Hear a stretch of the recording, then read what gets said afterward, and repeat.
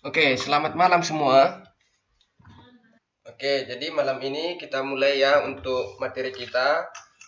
Kita akan mempelajari modul 3 yaitu tentang efektivitas organisasi. Nah, kemarin kita di modul 1-2 udah kita pelajari tentang perkembangan teori organisasi dan tentang lingkungan. Nah, sekarang di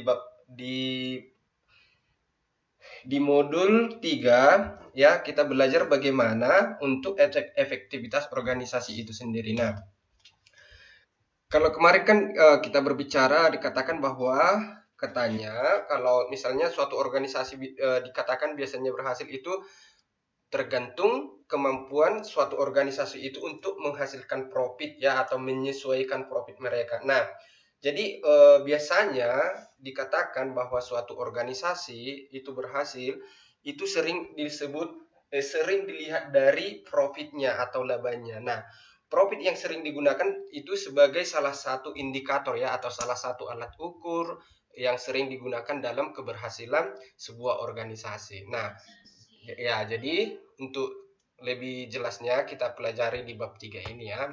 Nah, ini ada outline belajar kita ya. Seperti biasa ada 3. Yang pertama, kegiatan belajar pertama itu bagaimana mengukur atau pengukuran efektivitas dari organisasi. Nah, yang kedua ada eh, yaitu bagaimana atau berbagai pendekatan dalam pengukuran efektivitas organisasi. Nah, yang ketiga yaitu pendekatan integratif dan pengukuran efektivitas organisasi. Nah, kita lanjut ya.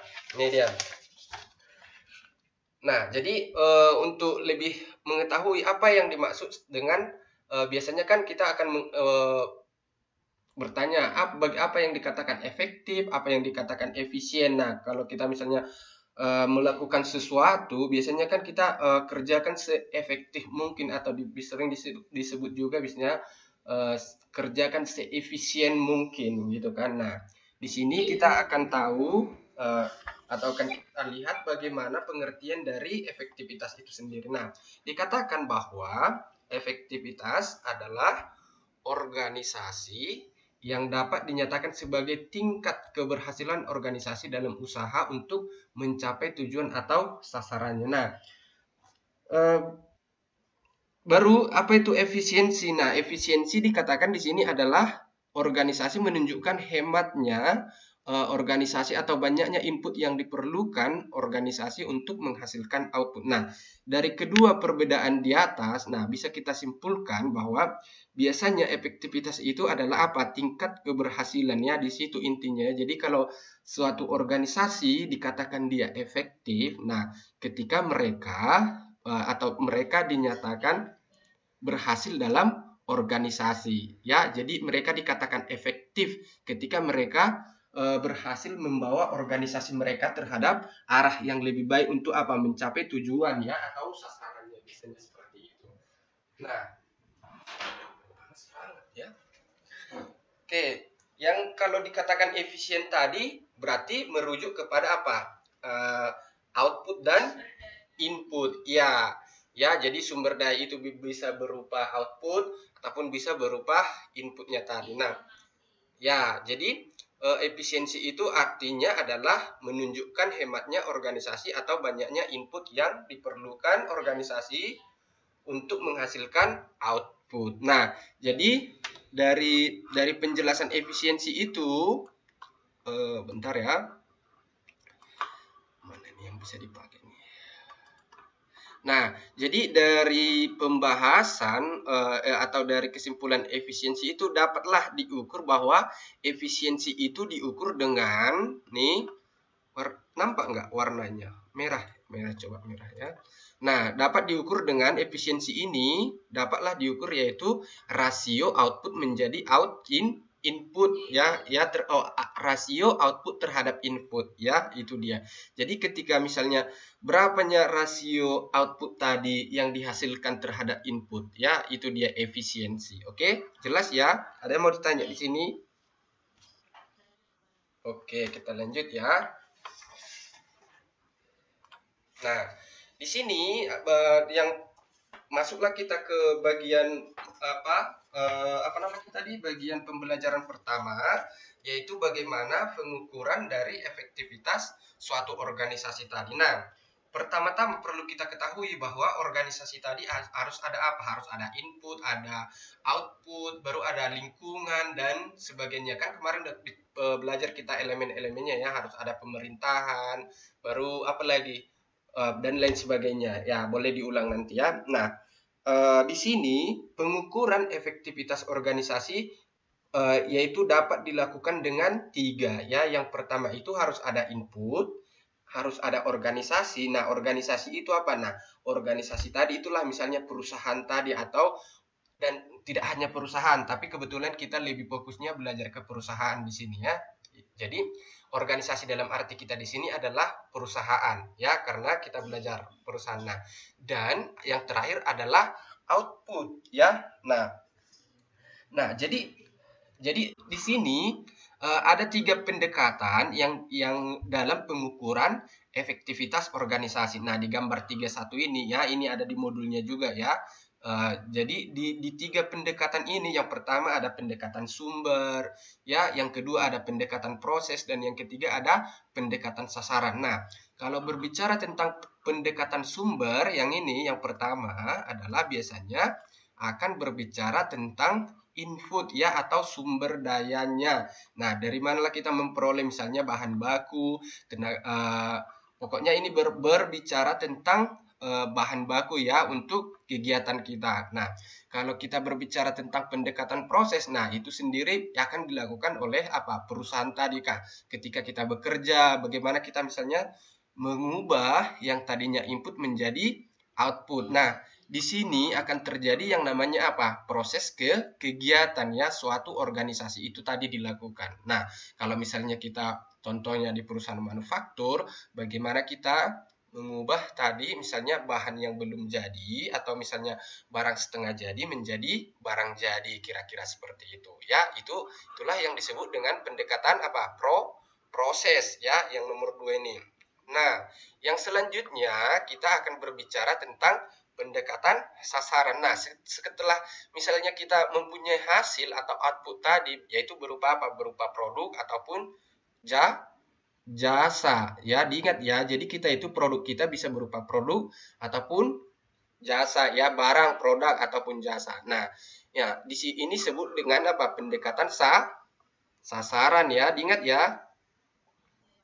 Oke, nah tapi yang perlu diingat ya, perlu dari ketiga pendekatan ini ya, dari ketiga yang pendekatan ini, pendekatan sasaran adalah yang paling sering digunakan dalam mengukur efisiensi organisasi atau mengukur efektivitas organisasi. Nah, jadi ketika pendekatan ini adalah pengukuran tentang efektivitas organisasi ya. Diingat ya, ketika misalnya ada pertanyaan, jelaskan 3 pengukuran efektivitas organisasi. Nah, yang pertama ada pendekatan sumber, yang kedua ada pendekatan proses, dan yang ketiga ada pendekatan sasaran. Ya, itu ya, diingat ya, jelas ya. Jelas nggak? Ada mau ditanya di sini? Biar kita lanjut. Oke, soalnya materi kita agak lumayan banyak ya, jadi kita lanjut ya, makanya saya buat sepadat mungkin. Nah, oke. Nah, yang selanjutnya kita akan berbicara tentang bagaimana kan dikatakan bahwa pendekatan yang paling sering digunakan tadi adalah apa? Pendekatan ya sasaran ya, makanya kita di sini fokusnya adalah sasaran atau goal organisasi. Nah, jadi untuk memahami tadi pendekatan sasaran ini, jadi kita akan memerlukan beberapa pemahaman tentang sasaran atau dari goal organisasi. Nah, di sini kita berbicara yang pertama adalah sasaran atau goal atau tujuan dari sebuah organisasi. Nah, dikatakan bahwa suatu organisasi atau ini dikatakan adalah suatu keadaan atau kondisi yang ingin dicapai oleh suatu organisasi. Jadi sasarannya perlu diingat ya. Kenapa kita perlu mendirikan sebuah organisasi? Apa ininya? Karena ada tujuan yang mau Iya, yang mau dicapai itu ya paling diingatnya. Jadi kalau misalnya ada orang bertanya, apa sih goalnya, apa sih tujuan dari organisasi? Ya ada tujuannya. Iya, ada tujuan apa tujuannya tadi? Nah, kalau misalnya perusahaan, biasa dia untuk menerima keuntungan gitu kan, untuk mendapatkan laba gitu ya. Nah, tapi kan nggak semua organisasi itu bergerak di bidang, perlu diingat, iya, tidak semua organisasi itu bergerak di bidang atau untuk mencapai laba ya. Maka ada misalnya organisasi sosial ya, itu kegiatannya apa? Tidak untuk menghasilkan laba ya, itu dia. Nah, selanjutnya dikatakan di sini ya, jadi dari pengertian ini dapat dikatakan bahwa tujuan organisasi, baik tujuan jangka panjang ataupun tujuan jangka pendek, yang mencakup keseluruhan atau sebagian dari organisasi tadi. Nah, jadi itulah dia tadi bahwa tujuan organisasi kan ada misalnya tujuan jangka panjang, tujuan jangka pendek ya. Jadi itu adalah mencakup keseluruhan atau sebagian dari organisasi. Ya, jelas ya di sini ada mau ditanya?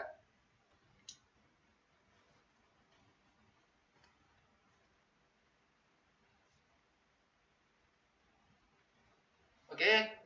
Oke, kita lanjut ya kalau nggak ada yang mau ditanya ya. Oke, nah selanjutnya kita akan berbicara tentang bagaimana sasaran atau goal dan pengukuran organisasi efektivitas ya.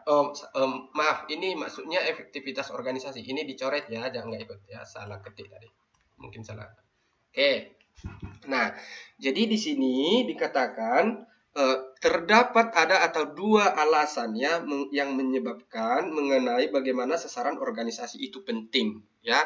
Nah, jadi tadi kalau misalnya inilah dua alasan yang menyebabkan kenapa atau kita perlu atau sasaran organisasi itu penting. Yang pertama adalah dikatakan bahwa sasaran ataupun apa nih? Ataupun tujuan utama merupakan alasan bagi eksistensi organisasi. Nah, kalau eksistensi itu maksudnya dia tetap berdiri karena atau tetap ya tetap beroperasi karena ada tujuan dari organisasi tersebut. Kalau biasanya tujuan organisasi itu sudah tercapai, biasanya dia akan berhenti ya, atau misalnya kayak kerjasama gitu ya. Misalnya kalau udah misalnya mereka tidak saling menguntungkan lagi kayak kita pelajar kemarin, organisasi biasanya akan diputus atau di stop gitu ya. Nah, baru yang kedua, sasaran ataupun tujuan sangat penting bagi proses manajemen yang dijalankan dalam suatu organisasi. Ya, jadi sasaran ataupun tujuan sangat penting bagi proses manajemen ya, yang maksudnya gimana nih? Sasaran ataupun tujuan sangat penting bagi proses manajemen dalam suatu organisasi ya. Itu dia yang kedua. Nah, jadi tujuan dari sasaran organisasi itu akan memberikan apa? Nah, dari nomor 2 ini dapatlah dijelaskan ya. Penjelasan nomor 2 ini dapatlah tujuan dan apa nih? Dan sasaran organisasi akan memberikan. Nah, ini dia. Yang pertama dikatakan bahwa suatu organisasi tadi akan memberikan pengakuan. Ya, tahu maksudnya pengakuan atau sering kita sebut sebagai apa? Legitimasi. Ya, jadi kalau misalnya nih, pernah nggak teman-teman dulu waktu misalnya meleges katanya gitu, itu artinya apa? Mengesahkan ya. Jadi ketika misalnya ada kata legitimasi atau pengesahan tadi atau pengakuan tadi, nah makanya organisasi tadi harus apa? Harus memberikan pengakuan. Nah, misalnya ini contohnya apa? Harus ada izinnya ya, harus ada akta pendiriannya ya. Itulah makanya misalnya ketika kita membuat suatu perusahaan, yang pertama kita urusnya apa biasanya? Izin ya atau pendiriannya. Nah, itu harus jelas. Tujuannya apa? Nah, jadi pemerintah juga harus perlu tahu bahwa ketika kita mempunyai suatu organisasi, mereka perlu tahu organisasi kita itu bergerak di bidang apa. Itu tujuannya. Ya, itu dia. Nah, jadi pengakuan resmi dari pemerintah itu bagaimana mengenai hak organisasi tersebut ya untuk mencapai tujuannya ya. Udah saya bilang tadi bahwa ketika kita diberikan pengakuan atau memberikan pengakuan, nah itu tadi tujuannya untuk apa? Untuk untuk pengakuan resmi dari pemerintah. Ya, itu dia. Jadi ketika misalnya kita mau membuat usaha tadi atau organisasi tadi, kita harus perlu mendaftarkan supaya organisasi kita itu sah. Itu dia. Ya, atau diakui. Ya, biasanya gunanya ini apa gunanya ini? Karena misalnya nih kalau kita perlu mengurus surat izin, surat misalnya ke pemerintah apa nih gunanya biasanya? Ya, selain membayar pajak, apa lagi? Nah, jadi biasanya itu akan banyak pertimbangannya ya. Ketika misalnya kita, contohnya nih, ketika teman-teman ada punya usaha yang sah, biasanya banyak pertimbangan yang bisa dilakukan. Contohnya kayak tadi bisa mengajukan kredit ya ke bank misalnya, karena kan izin usaha kita jelas. Karena ketika kita melakukan pinjaman, otomatis debitur ya atau orang pengasih peminjam tadi biasanya akan mengecek bagaimana keaslian atau kesahan dari usaha kita ya. Iya, atau organisasi kita. Ternyata organisasi kita bodong gitu. Kan banyak di Indonesia kan yang organisasi yang ya nggak usah kita sebut merek gitu ya kan. Sering terjadi misalnya dari contohnya entah travel apa segala macam ya. Itu dia contohnya. Kenapa itu sampai bisa terjadi? Ya itu tadi karena tidak memberikan pengakuan. Jadi ya itu untuk menghindari hal-hal seperti itu. Ya, jelas ya? Itu dia. Nah, baru yang kedua apa nih? Arah bagi pengembangan organisasi. Nah, jadi tujuannya apa? Misalnya adalah adanya arah yang jelas akan dapat apa? Memberikan rangsangan bagi meningkatnya motivasi anggota organisasi dalam melaksanakan tugasnya. Ya, jadi ketika misalnya apa nih? Ketika kita misalnya diberikan rangsangan ya akan menimbulkan motivasi ya. Jadi ketika diberikan kita motivasi yang baik tadi itu biasanya bagaimana akan meningkatkan motivasi karyawan untuk lebih bekerja dengan maksimal ya. Nah, yang ketiga apa nih? Kriteria untuk mengukur performance ya, performasi dari suatu organisasi. Nah, tujuannya adalah apa? Untuk memberikan acuan untuk melakukan apa? Penilaian terhadap organisasi. Nah, jadi organisasi tadi juga perlu yang namanya apa? Penilaian ya. Jadi pengukuran formasi menuntut adanya satu dasar untuk melakukan evaluasi. Jadi ketika organisasi yang kita buat itu harus ada perlu yang namanya apa? Evaluasi ya. Jadi misalnya nih, ketika misalnya organisasi kita dievaluasi tujuannya untuk apa? Untuk lebih lebih baik. Ketika misalnya terjadi kesalahan, nah itulah gunanya ada namanya evaluasi ya. Biasanya kalau misalnya ini tidak bagus akan diubah ya, itu dia. Nah, yang selanjutnya yang nomor 4 apa? Mengurangi ketidakpastian. Nah, ini ketidakpastian ya, bukan kepastian ya. Ketidakpastian tadi contohnya kemarin udah saya jelaskan apa itu ketidakpastian. Iya, ya. Ika, benar ya. Jadi kalau dikatakan ketidakpastian itu sama dengan resiko ya, resiko yang ditimbulkan. Ya, itu dia. Jadi ketika misalnya kita kan membuka suatu organisasi, ya, kita juga harus memikirkan yang namanya resiko di kemudian hari ya. Tidak karena sebuah organisasi itu tidak mungkin atau tidak selamanya dia akan berjalan dengan mulus itu ya. Nah, tujuannya apa? Nah, dikatakan di sini bahwa proses penetapan tujuan atau sasaran merupakan kegiatan dari sebuah organisasi ya. Jadi itulah tadi karena proses penetapan tujuan atau sasaran ini akan memberikan kesempatan bagi apa? Jadi akan ada namanya diskusinya sebelum kita membuat tadi sebuah organisasi tadi ya. Itu dia ya. Jadi itulah sasaran atau tujuan dan sasaran organisasi ya, itu dia. Jelas? Ada mau ditanya di sini?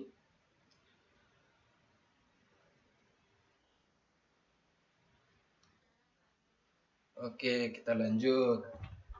Kalau tidak ada, kita lanjut ya. Nah, selanjutnya kita berbicara bagian yang kedua. Tadi kan nomor 1 adalah apa? Sasaran goal ya, pengukuran dan efektivitas organisasi. Nah, Yang kedua ini kita akan berbicara dari jenis-jenis sasaran organisasi tadi. Nah, di sini ada dua jenis ya dari sasaran organisasi tadi. Yang pertama biasanya disebut dengan sasaran resmi ya, atau sering juga dikatakan sebagai apa itu? Official goal ya, official goal. Nah, jadi sasaran itu artinya sasaran maksudnya sasaran resmi atau official goal yang pertama, dan yang kedua adalah sasaran yang sebenarnya diinginkan ya, atau sering juga disebut dengan operative goal, atau sering juga disebut sebagai apa? Sasaran aktual ya. Jadi kalau misalnya kalian dengar nanti sasaran aktual itu sama dengan sasaran sebenarnya atau sama dengan operative goal juga ya. Diingat ya. Jadi ketika misalnya apa yang menjadi sasaran aktual yang diinginkan, nah itu sama artinya ya. Oke, di sini dikatakan bahwa jenis dari sasaran organisasi yang pertama adalah sasaran resmi atau official goal. Nah, jadi sasaran resmi ini atau official goal ini adalah kondisi yang secara resmi ya. Jadi kondisi yang secara resmi bagaimana yang akan dicapai oleh suatu organisasi. Nah, jadi inilah sasaran resminya. Ketika misalnya kita mendirikan suatu organisasi, nah pasti adalah ini yang dinamakan dengan tujuan utamanya. Oke? Ya, jadi kalau misalnya pokoknya inilah yang menjadi inti atau tujuan dari dibentuknya tadi suatu organisasi. Ya, jadi yang kedua apa nih? Sasaran resmi biasanya berbentuk tertulis dan dijumpai pada akta pendirian organisasi. Nah, ini dirancang di awal ya, makanya ketika dilaksanakan atau didirikan sebuah organisasi, biasanya mereka akan mempunyai apa? Biasanya mereka akan itulah yang pernah nggak kalian tengok kayak visi dan misi itu adalah salah satu apa? Contoh apa itu? Iya, contoh sasarannya ya, sasaran dari iya. Bentar. Ini udah saya mau ngabsen dulu, mau cek dulu namanya siapa ini. Satu lagi kok belum hadir ya? Tadi udah. Oke, dua lagi. Ini tadi udah pas 15. Ternyata keluar lagi. Bentar, siapa itu tadi itu? Oh, oke oke. Oke, bentar saya cek dulu.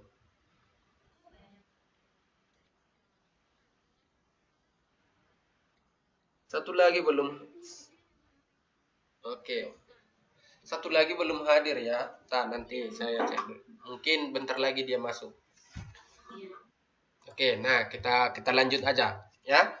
Nah, baru yang kedua adalah sasaran resmi biasanya berbentuk tertulis dan dijumpai pada akte pendirian organisasi. Nah, ketika misalnya kita mendirikan sebuah organisasi tadi, nah itu udah kita buatkan di awal bahwa yang menjadi official goal atau sasaran resmi dari suatu perusahaan ini adalah ini, udah ditulis ya. Oke? Mengerti ya? Oke. Nah, yang kedua, sasaran yang sebenarnya diinginkan. Nah, ini adalah sering juga disebut dengan operative goal. Ya, apa maksudnya? Nah, dikatakan di sini bahwa tujuan atau sasaran aktual yang dalam praktek diikuti oleh organisasi. Jadi ini menyangkut bagaimana aktivitas dari organisasi tadi dilakukan. Ya, itulah kalau dikatakan tujuan atau sasaran dari aktual ya. Jadi ini berkaitan dengan apa? Tujuan atau sasaran aktual yang dalam praktik diikuti dalam organisasi ya. Biasanya katanya bahwa sasaran aktual ini bagaimana? Menggambarkan tujuan ataupun sasaran dalam jangka pendek. Ya, itu dia aktualnya. Karena kan kalau perusahaan tadi kan kayak visi misi tadi, kalau visi biasanya lebih ke jangka apa? Panjang ya, kalau misinya lebih ke jangka pendek gitu ya. Jadi ini seperti itu kira-kira. Nah, biasanya menggambarkan tujuan ataupun sasaran jangka pendek. Nah, biasanya kalau perusahaan apa sasaran jangka pendeknya? Biasanya nih kalau perusahaan, pasti sasaran jangka pendeknya adalah apalah? laba, ya kan? Karena kalau misalnya kita mendapat laba, otomatis akan perputaran perusahaan akan tetap, ya. Jadi perusahaan itu akan tetap berdiri, ya. Jadi ketika misalnya mereka gampang mendapatkan uang, nah, ya itu sasaran jangka pendeknya. Nah, udah hadir semua ya. Oke, jangan keluar-keluar lagi. Nanti ini. Oke. Oke, kita lanjut. Nah, biasanya menggambarkan tujuan ataupun sasaran jangka pendek tadi ya. Oke. Jadi jelas ya ini ya bagaimana jenis-jenis dari sasaran organisasi tadi ya.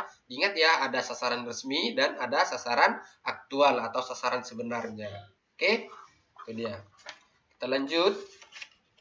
Nah, di sini kemudian dijelaskan jenis tadi kan kita belajar tadi sasaran resmi dan sasaran aktual. Nah, jadi ini ada 5 yang menjadi sasaran aktual dalam sebuah organisasi. Ya, perlu diingat ya, ada 5 sasaran aktual dalam sebuah organisasi tadi. Nah, yang pertama ada dikatakan di sini adalah apa? Sasaran lingkungan atau sering juga disebut dengan environmental goal ya. Jadi perlu diingat bahwa sasaran lingkungan atau environmental goal itu maksudnya seperti apa ya. Jadi biasanya ini akan menggambarkan bagaimana kondisi suatu lingkungan atau organisasi tadi kita berada ya. Jadi ini akan menggambarkan apa? Menggambarkan lingkungan organisasi kita tadi pun akan berada. Misalnya bagaimana kondisi pasar, bagaimana kepuasan konsumen ya, kita akan disinilah itu dikatakan karena itu berkaitan dengan apa? Lingkungan, bagaimana misalnya kondisi perekonomian ya, bagaimana keamanan, apalagi dan lain sebagainya ya. Jadi itu akan berapa nih? Akan dikatakan sebagai sasaran lingkungannya ya. Nah, yang kedua di sini dikatakan apa? Ada sasaran output ya. Jadi sasaran output ini apa? Mencerminkan apa nih kalau output? Berarti hasil ya atau iya jenis usaha yang dihasilkan, apa produk yang dihasilkan mereka. Nah, makanya kita kalau misalnya berbicara output berarti adalah produk, jenis produknya ya. Nah, ya, jadi biasanya apa nih sasaran output biasanya akan mencapai atau target mereka apa? Kebutuhan konsumen ya. Jadi perlu diingat bahwa sasaran atau target dari outputnya itu adalah apa tadi? Kebutuhan konsumen. Nah, ketika kita misalnya memproduksi suatu barang karena kita yakin itu akan dibeli siapa? Akan laku atau dibeli oleh konsumen ya. Itu dia ya, diingat ya. Oke. Nah, yang selanjutnya ada yang ketiga adalah sasaran dari sistem ya. Jadi kalau sasaran sistem tadi itu apa? Bagaimana berhubungan dengan pemeliharaan atau perawatan ya atau sering disebut dengan maintenance ya. Makanya kalau misalnya sering di perusahaan kita dengar dia bagian maintenance katanya gitu kan. Berarti bagian apa biasanya itu? Bagian perawatan bisa misalnya mesin, engineering ya. Kira-kira itulah yang berkaitan dengan apa? Maintenance ya. Ya, jadi biasanya ini akan menggambarkan apa? Suatu ukuran ataupun bentuk dan iklim organisasi ya, itu dia. Oke, ada mau ditanya tentang sasaran sistem? Nah, selanjutnya ada sasaran produk ya. Jadi sasaran produk ini apa nih? Biasanya akan menggambarkan karakteristik dari apa? Dari suatu produk yang kita hasilkan ya. Baik pun itu produk jasa atau produk ataupun jasa ya. Jadi ketika misalnya kita memberikan atau kita pasarkan kepada siapa? Konsumen ya. Jadi kita harus tahu bagaimana misalnya mutunya ya, jumlahnya harus kita tahu seberapa banyak yang kita produksi ya. Jadi ketika misalnya kita memproduksi suatu barang atau ketika perusahaan kita misalnya memproduksi, kita juga harus tahu bagaimana jumlah atau total yang akan kita produksi. Itulah makanya dikatakan adalah sasaran dari produksi apa targetnya ya. Jangan ketika kita produksi misalnya nih over production gitu kan, produksi berlebih gitu. Nah, itu akan apa? Akan merugikan perusahaan ya. Ketika misalnya kita memproduksi terlalu banyak ternyata tidak laku. Nah, siapa yang rugi biasanya? Perusahaan akan rugi bahan baku, rugi tenaga kerja karena ketika kita misalnya memproduksi secara lebih banyak otomatis apa? Biasanya over cost-nya akan meningkat nggak kira-kira? Ketika misalnya kita memproduksi lebih banyak, otomatis karyawan akan dibutuhkan lebih banyak. Iya, jamnya akan lebih banyak. Nah, makanya kita harus itu yang perlu dipikirkan ya. Nah, jadi biasanya sasaran produk tadi itu apa? Sasarannya. Nah, akan biasanya makanya dibilang bahwa sasaran produk tadi biasanya akan menetapkan jumlah, mutu ya. Jangan diingat juga mutu ya. Jadi ketika misalnya kita produksi suatu barang, ternyata dia tidak bermutu atau misalnya dia low mutu ya, kualitasnya rendah, nah biasanya tidak akan diminati oleh masyarakat ya. Baru jenisnya, gunanya untuk apa, jenis atau corak dan karakteristik. Nah, ketika kita mempunyai corak atau karakteristik yang bisa menarik konsumen, biasanya akan lebih gampang untuk di bagaimana diingat ya. Itulah gunanya. Loh, kok 17 ini berapa orang sebenarnya di kelas ini? Oh, oke oke oke. Oke, enggak. Oke, aku kira tadi kok ada lagi peserta kelas yang tambah, pikirku nggak apa-apa. Mana tahu dia selama ini tidak ada ya kan, tiba-tiba dia muncul ya kan, kita kan bahagia. Ya, jadi yang terakhir ada sasaran bagian. Nah, kalau sasaran bagian ini apa? Biasanya atau sering juga disebut dengan subunit goal ya. Nah, sering juga disebut dengan, maaf ya, goalnya terbalik semua. Salah. Ya, ini ada gaul. Yang benar goal ya, salah ketik ini ya. Gak apa-apa ya. Biasalah ngetiknya nggak 100% benar ya. Nah, jadi biasanya menggambarkan sasaran dari suatu bagian ataupun satuan kerja ya. Jadi dalam suatu organisasi tadi kan ada sub-sub bagiannya itu, nggak ada misalnya bagian ini, bagian A, bagian B, bagian C ya. Jadi biasanya mereka akan mempunyai sasaran dan bagian masing-masing. Contohnya bagian HRD ada goalnya, ada tujuan masing-masing. Biasanya bagian HRD merekrut karyawan, menghubungkan ke pemerintahan, ya kira-kira seperti itu. Nah, baru apa lagi? Contohnya bagian penelitian dan pengembangan, ya biasanya apa? Menciptakan produk, ya. Ketika kita bekerja misalnya di bagian develop and research and development, maka developing ya biasanya kita akan apa? Menciptakan produk baru, ya. Itu dia. Kemudian apa lagi? Contohnya ketika misalnya kita di bagian pemasaran ya atau marketing gitu kan, biasanya kita akan lebih apapun penjualan produk, itu dia. Ya, jadi udah ada targetnya atau bagian-bagian masing-masing. Nah, ada mau ditanya dari sasaran ini, sasaran aktual dalam sebuah organisasi. Diingat ya, ketika misalnya ada bertanya apa sasaran aktual dari sebuah organisasi. Nah, pertama adalah sasaran lingkungan. Apa tadi sasaran lingkungan? Nah, itu berkaitanlah dengan konsumen ya, berkaitan dengan apa lagi, lingkungan sekitar ya. Bagaimana kepuasannya ya, bagaimana kita mendapatkan bahan baku, itu juga termasuk ya di sasaran lingkungan ya. Karena misalnya ketika kita ada organisasi, yang paling kita utamakan pertama biasanya apa? Bahan. Iya. Nggak mungkin kan berdiri satu perusahaan nggak ada bahan bakunya kan? Biarpun ada tenaga kerjanya kan? Ada nggak perusahaan misalnya yang menggaji karyawan gitu kan, tapi nggak ada bahan bakunya, nggak ada produksinya gitu? Nah, kenapa? Perusahaan perusahaan halu, ya menghayal gitu ya kan? Halu. Oke, kita lanjut ya. Nah, selanjutnya nomor ini bagian 3 tadi ya. Jadi bagaimana penanganan berbagai sasaran yang saling berlawanan. Nah, maksudnya ini kan ketika misalnya kita mempunyai suatu organisasi tadi, nah bisa aja kita mempunyai atau ada sasaran yang tidak tepat sasaran atau berlawanan ya. Jadi ketika kan banyak tuh misalnya ada suatu organisasi. Nah, tidak selamanya tadi sasaran tadi itu tepat. Nah, ada kalanya dia berlawanan. Ya, iya. Jadi yang pertama dikatakan apa? Di sini ada 4 jenis ya, ada 4 jenis dari sasaran yang berlawanan tadi. Nah, atau jadi 4 ya. Ini. Jadi bagaimana caranya dikatakan ya? Caranya penanganan berbagai sasaran yang berlawanan tadi. Nah, inilah 4 caranya.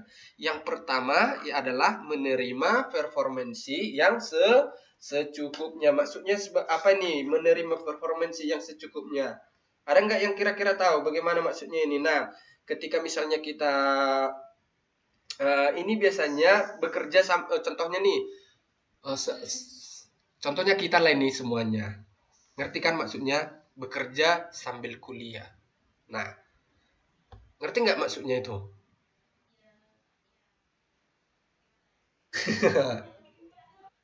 Ah, nggak ada. Oke, saya jelaskan ya. Jadi, ketika gini, menerima performansi yang secukupnya, ya.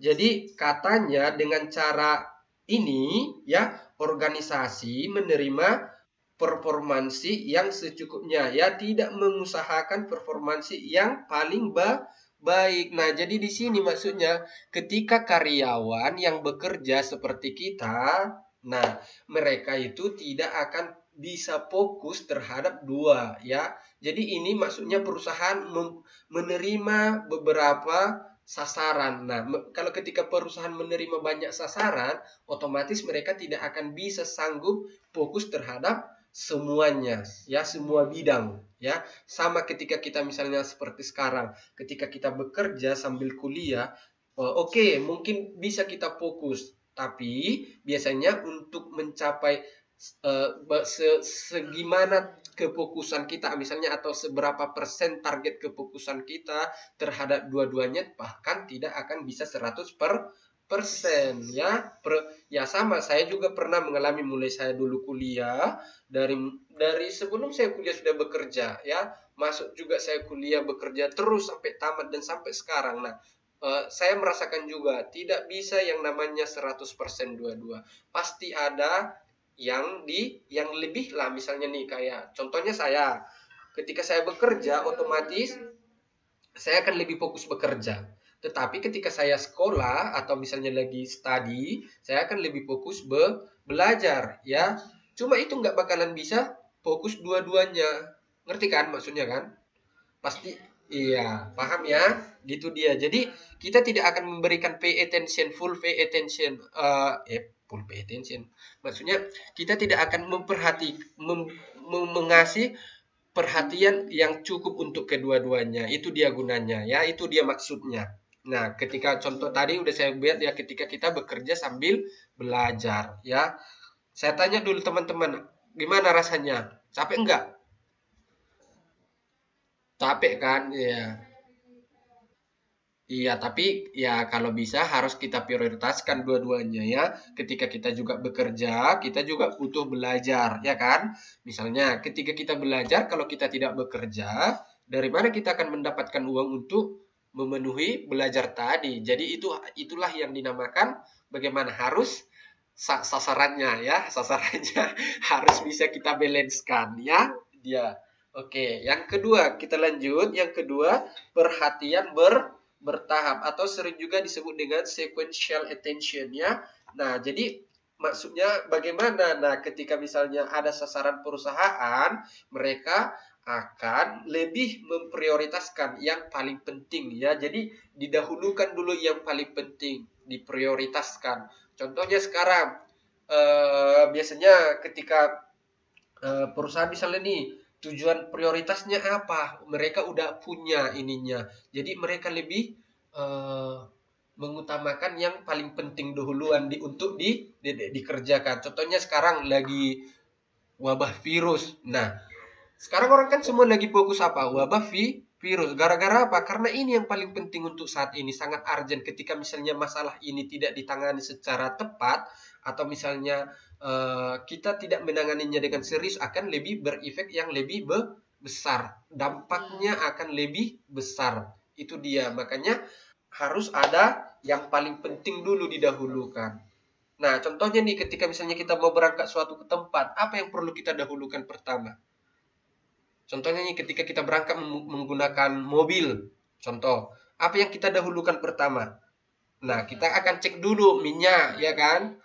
Bagaimana misalnya servisnya bagus nggak? Udah diservis nggak mobilnya? Kira-kira seperti itu, ya. Itu adalah salah satu apa yang paling penting didahulukan. Jangan ketika kita misalnya sudah berangkat, ternyata mobil yang kita bawa ternyata rusak, itu dia. Atau misalnya minyaknya tidak ada, gitu, ya kan?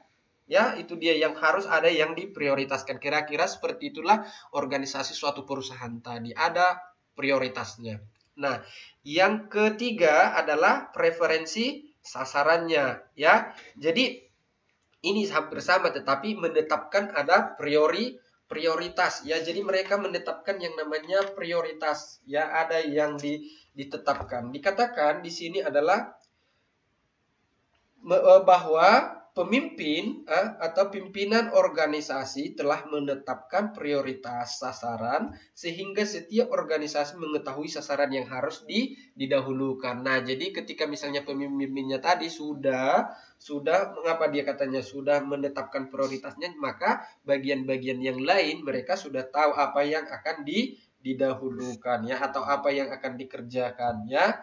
Oke, itu dia contohnya. Katanya ketika misalnya perusahaan itu menetapkan atau volume penjualan. Nah, mereka sudah ada targetnya berapa nanti tingkat keuntungan yang akan dicapai, ya. Itu dia. Nah, yang keempat ada perubahan sasaran. Nah, kalau berbicara kita tentang perubahan sasaran, biasanya ini akan diubah secara periodik atau dievaluasi secara bertahap, ya. Itu dia. Jadi kenapa dikatakan dievaluasi atau disesuaikan secara bertahap, itu biasanya mungkin karena keadaan lingkungan, ya, apalagi. Nah, jadi ketika misalnya mereka mengevaluasi atau disesuaikan, nah, maka tingkat atau kepentingan organisasi tadi akan dapat tercapai. Jadi mereka mampu menyesuaikannya sebaik mungkin, ya, atau mereka akan mampu menyesuaikan sasarannya tadi terhadap apa? Terhadap tuntutan lingkungannya tadi, ya. Itu dia. Ada mau ditanya di sini? Jelas? Kalau tidak jelas, kalau jelas biar kita lanjut maksudnya. Bukan kalau tidak jelas. Oke, kita lanjut ya. Nah, ntar minum dulu. Sampai saya.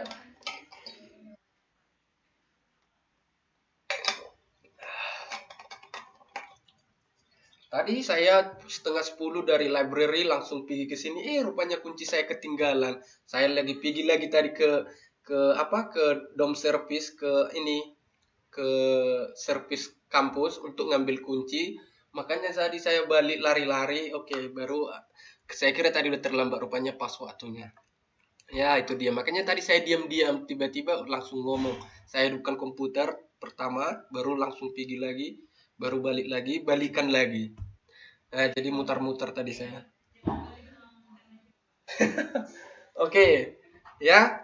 Itu dia. Jadi kita lanjut ya. Jadi selanjutnya kita akan berbicara bagaimana siapa atau pihak yang menetapkan sasaran organisasi tadi. Nah, yaitu ketika misalnya organisasi ditetapkan tadi atau dibuat. Nah, siapa yang menetapkan itu? Pasti ada orang yang menetapkan dari sasaran organisasi tadi, ya. Nah, yang pertama dikatakan adalah pimpinan tunggal. Ya, nah jelas ya, biasanya yang menetapkan sasaran organisasi itu biasanya siapa? Adalah pemimpin. Ya, diingat ya, bukan anggota. Jadi anggota itu misalnya hanya kita memberikan pendapat, ya kan? Tetapi yang tetap menetapkan adalah siapa? Pemimpin. Makanya kayak misalnya nih, kalau di pemerintahan yang menetapkan pemerintahan kita siapa? Presiden gitu kan? Tetapi mereka dibantu siapa? Adakah kabinetnya, ada menteri-menterinya yang membantu dia. Nah, gunanya tadi apa? Nah, ketika misalnya presiden tadi misalnya tidak mengerti, maka gunanya tadi ada menterinya. Itu dia gunanya untuk apa? Untuk membantu presiden menyelesaikan tugasnya tadi. Ya, itu dia. Nah, yang kedua adalah koalisi kelompok pimpinan. Ya. Nah, yang pertama kita lihat dikatakan bahwa biasanya pimpinan tunggal itu, ya, atau biasanya dalam perusahaan perusahaan yang dipimpinan tunggal ditetapkan oleh seorang pemimpin saja, ya. Jadi yang menetapkan tadi siapa? Yaitu pemimpin tertinggi perusahaan. Nah, jadi yang pimpinan tunggal ini biasanya kayak perusahaan-perusahahan yang kecil, ya, yang pemimpin perusahaannya biasanya dipimpin oleh pemilik itu sendiri. Tahu kan kalian sering udah tahu lah ya teman-teman, misalnya karena bekerja di perusahaan juga kan biasanya kan ada perusahaan yang pemimpinnya sekaligus pemiliknya, ya. Tetapi ada juga perusahaan yang pemimpinnya bukan pemilik ya. Jadi ya pemilik itu misalnya kayak investor ya, owner. Sebenarnya ada pemiliknya owner, tetapi ada juga investornya ya. Itulah yang mengasih pinjaman dana ya, itulah yang memodali perusahaan itu sehingga bergerak. Biasanya pemimpinnya itu siapa? CEO. Bisalah kalau misalnya di perusahaan besar dikatakanlah apa? CEO atau direktur utama, kira-kira seperti itu ya. Nah, baru yang kedua ada koalisi kelompok pimpinan ya. Nah, jadi dikatakan bahwa penetapan sasaran seringkali merupakan proses koalisi anggota kelompok pimpinan yang semula mempunyai pandangan yang saling berbeda. Pernah nggak kalian mendengar kalau misalnya ketika proyek atau apa ya, lebih lebih gampang ya. Contoh nih, ketika misalnya ada suatu proyek, nah mereka akan mengadakan yang namanya apa? Koalisi ya, untuk janganlah proyek.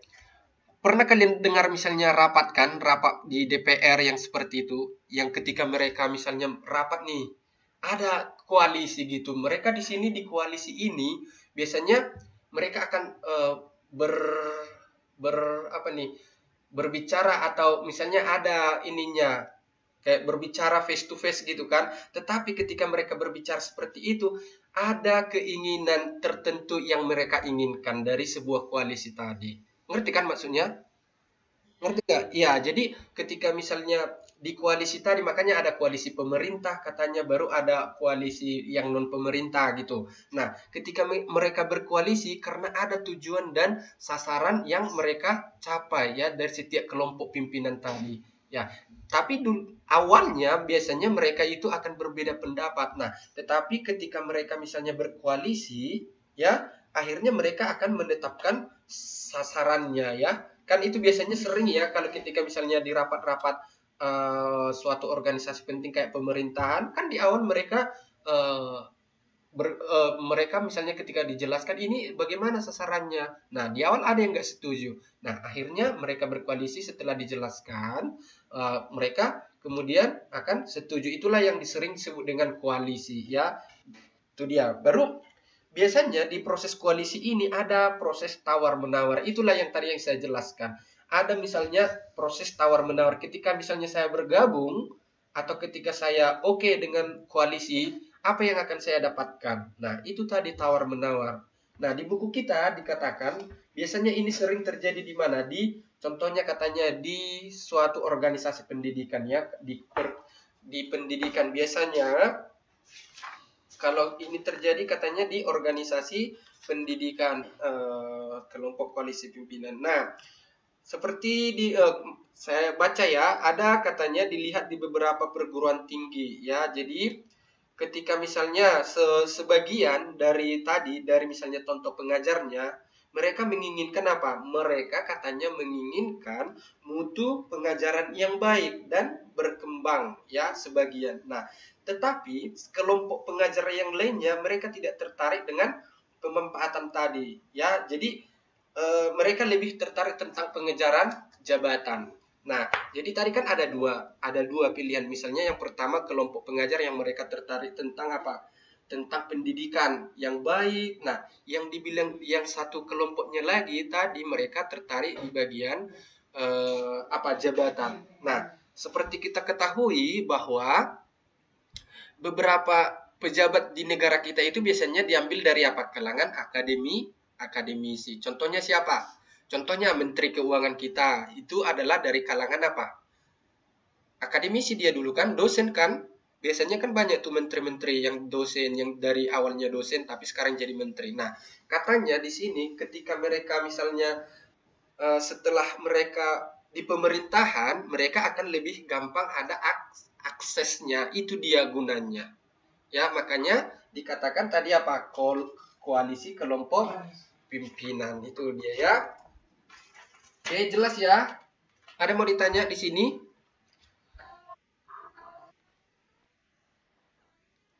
Apa? Suap? Enggak lah. Kalau suap itu kan namanya udah suap, berarti itu namanya udah tindak pidana. Mereka itu kan karena suap itu beda sama koalisi, ya. Kalau koalisi tadi mereka bergabung, ada misalnya proses yang mereka kerjakan, nah kedua belah pihak saling menguntungkan. Kalau yang tadi yang suap tadi itu dia secara sepihak, dia ini legal seperti itu kira-kira. Nah, ketika misalnya dia suap berarti ada niat jahat ya, karena ada niat jahatnya. Ya, itu dia. Makanya bisanya untuk memperkaya diri supaya dia tidak ketahuan maka disuap ya. Itu dia. Jadi suap itu beda ya. Ketika misalnya itu suap itu udah beda, udah KKN itu ya. Korupsi, kolusi dan nepotisme udah bagian dari situ itu. Enggak bagus, enggak termasuk di bidang koalisi ya. Oke, ada yang mau ditanya lagi? Ayo, bertanya lagi. Kalau tidak ada biar kita lanjut ya. Oke, kita lanjut. Ini udah nah, selanjutnya dikatakan ada pendekatan sasaran. Nah, ini kita udah masuk ke pembelajaran yang kedua ya, berbagai pendekatan dalam pengukuran efektivitas organisasi. Nah, yang pertama ada pendekatan yang namanya tadi sasaran atau goal approach ya. Jadi sering dikatakan bahwa pendekatan atau sasaran goal approach adalah bagaimana?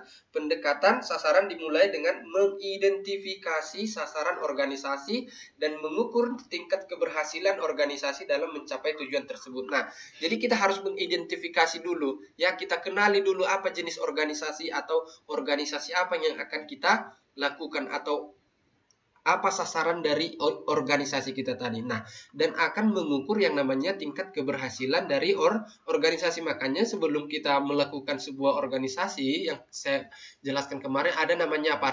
Research ya, researchnya. Jadi diuji dulu ya, bagaimana kira-kira tingkat keberhasilannya ya. Gunanya apa? Gunanya adalah untuk mencapai tujuan dari sebuah organisasi nantinya ya. Itu dia. Oke. Yang selanjutnya pendekatan sasaran tadi adalah apa? Mengukur sejauh mana organisasi berhasil merealisasikan sasaran yang hendak dicapainya. Ya, diingat ya. Jadi pendekatan itu tadi akan mengukur sejauh mana organisasi berhasil merealisasikan sasaran yang hendak dicapainya. Nah, di buku kita dikatakan ada dua sasaran yang perlu diperhatikan ya. Jadi ada dua sasaran dalam pendekatan sasaran tadi. Yang pertama tadi kan kita berbicara tentang, udah kita omongkan di awal tadi kan, ada apa tuh? Operative goal tadi atau sasaran sebenarnya. Ingat tadi kan, dan sasaran resmi ya. Diingat ya. Jadi ini hanya ini aja dua sasarannya. Oke, kita lanjut ya. Ada mau ditanya di sini? Kalau tidak ada, biar kita lanjut. Nah, di sini yang selanjutnya adalah apa ini? Dikatakan bahwa adanya berbagai jenis output atau organisasi ya. Jadi atau sering juga disebut dengan multi outcomes ya. Jadi tadi bahwa pengukuran dari efektivitas organisasi ya menggunakan pendekatan sasaran ya. Jadi ada perlu dilakukan secara cermat dan memberikan perhatian terhadap beberapa permasalahan yang ditimbulkan. Nah, ini adalah masalah yang ditimbulkan dari tadi pendekatan sasaran tadi. Nah, dikatakan bahwa adanya berbagai jenis output organisasi ya. Jadi kan kita tadi ketika misalnya mendirikan organisasi tadi ada beberapa atau jenis-jenis dari output organisasi ya. Nah, yang pertama dikatakan bahwa biasanya akan menyebabkan pengukuran efektivitas dengan menggunakan pendekatan sasaran menjadi sulit dilaksanakan. Nah, apa tadi pendekatan sasaran? Yaitu output. Di awal diingat ya, pendekatan sasaran itu ya, yaitu mengukur efektivitas suatu dari organisasi. Nah, ketika misalnya tadi output kita banyak atau maka pengukuran efektivitas kita tadi akan sangat sulit dilaksanakan. Ya, mengerti nggak maksudnya seperti apa? Nah, ketika misalnya kita ada organisasi kita atau tadi perusahaan kita, tetapi banyak efektivitas atau banyak kegiatan atau banyak outcome-nya ya yang kita laksanakan di sana. Nah, kita akan sulit mengukur efektivitas mana atau apa efektivitas yang cocok kita gunakan dalam mengukur ini. Kita nggak tahu gitu, sulit dilaksanakan Nah, baru yang kedua, timbul pertanyaan mengenai jenis output mana yang akan digunakan untuk apa nih? Nah, kedua, timbul pertanyaan mengenai jenis output yang akan digunakan untuk pengukuran efektivitas tersebut. Ya, yang selanjutnya, pengukuran juga menjadi semakin sulit jika sasaran tersebut saling bertentangan satu sama lain. Oke, nah untuk lebih jelasnya kita lanjut. Nah, ini adalah salah satu contoh. Ada 8 sasaran yang dianggap penting oleh kelompok pimpinan perusahaan. Ini adalah sebuah tabel ya, sebuah tabel atau sebuah penelitian terhadap kelompok pimpinan ya di beberapa perusahaan yang ada di Amerika Serikat. Nah, di sini ada 8 sasarannya. Yang pertama efisiensi organisasi katanya. Ya, jadi efisiensi tadi apa? Apa tadi efisiensi? Masih ingat tadi efisiensi?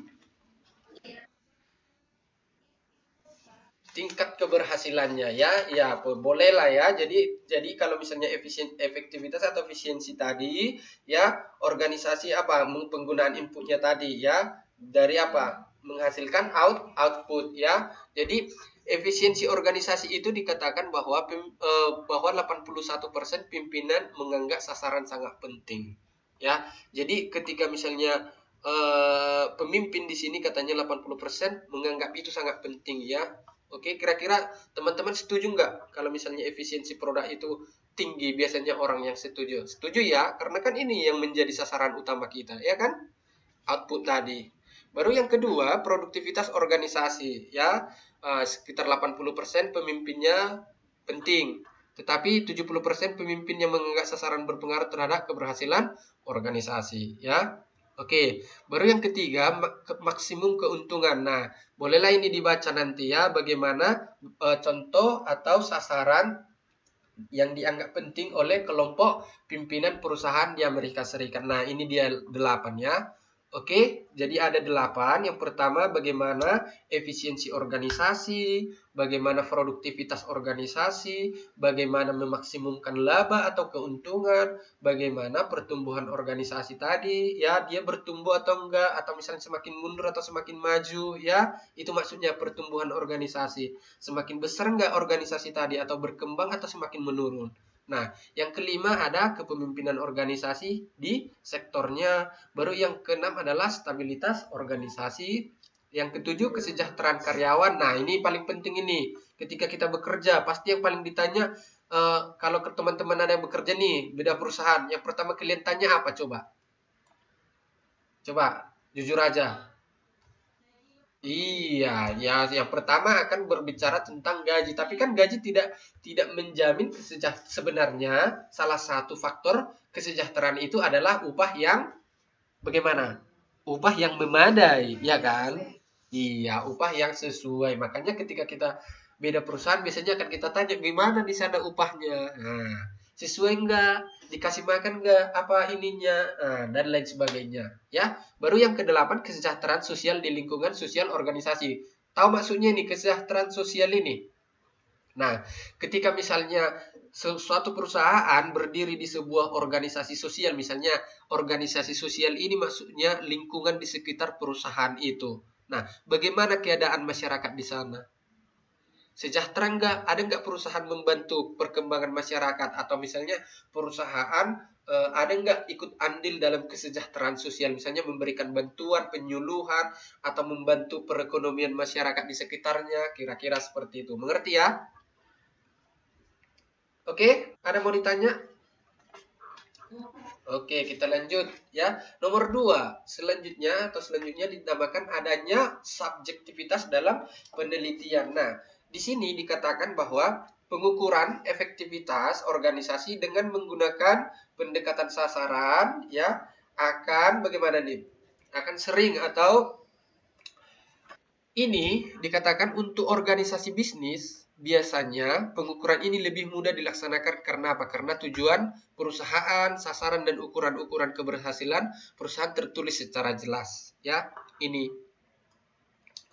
Apa biasanya tujuan perusahaan tadi adalah mendapatkan laba, ya kan? Jadi itu kan jelas kan, misalnya laba kita sekian, target kita tahun 2020 misalnya 20 juta atau 20 miliar. Nah, itu jelas ada di ukuran-ukuran keberhasilan suatu perusahaan, ditulis secara jelas. Nah, tetapi pada beberapa jenis organisasi, ya makanya tadi di awal saya jelaskan bahwa jenis organisasi tadi tidak hanya bergerak di bidang laba, tetapi ada juga bergerak di bidang sosial, ya.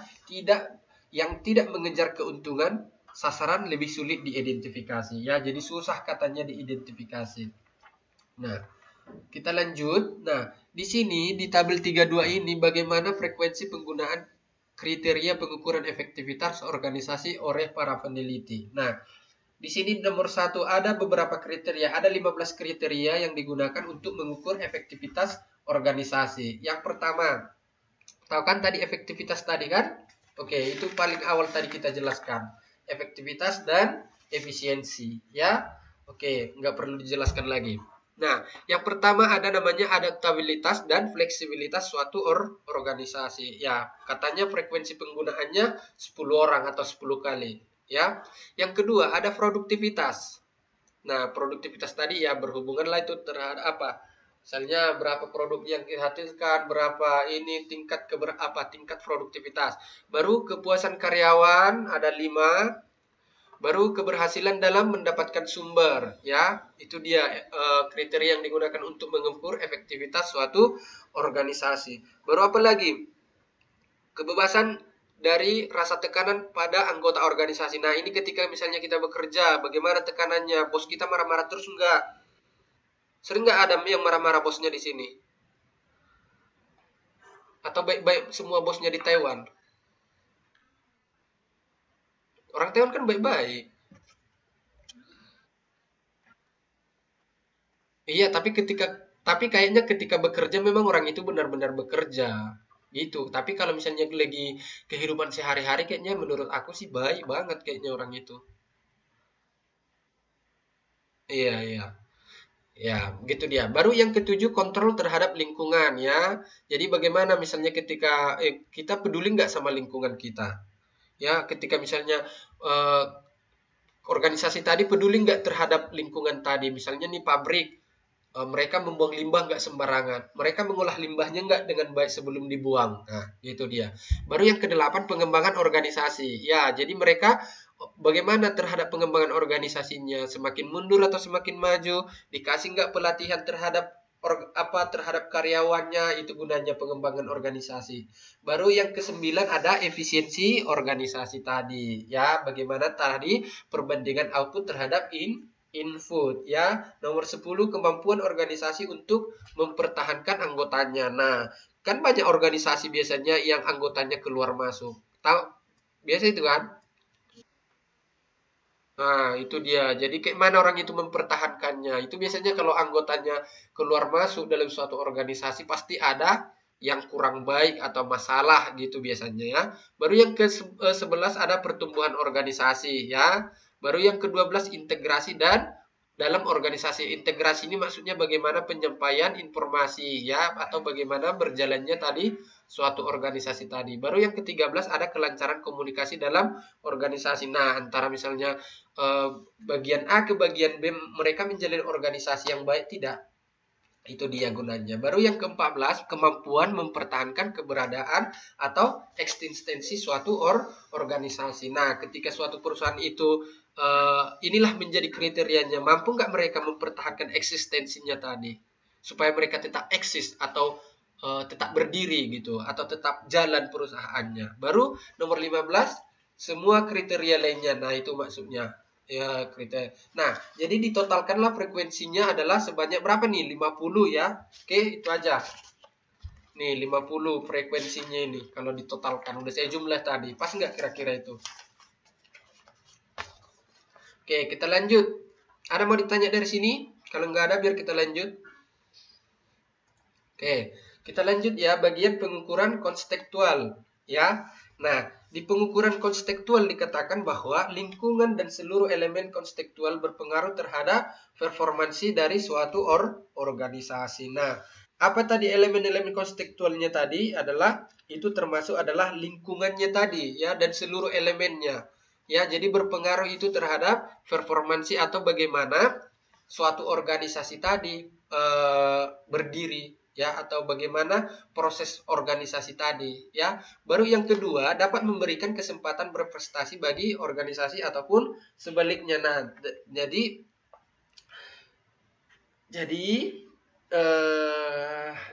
dikatakan bahwa dapat memberikan kesempatan berprestasi bagi organisasi ataupun sebaliknya. Itu dia, ya.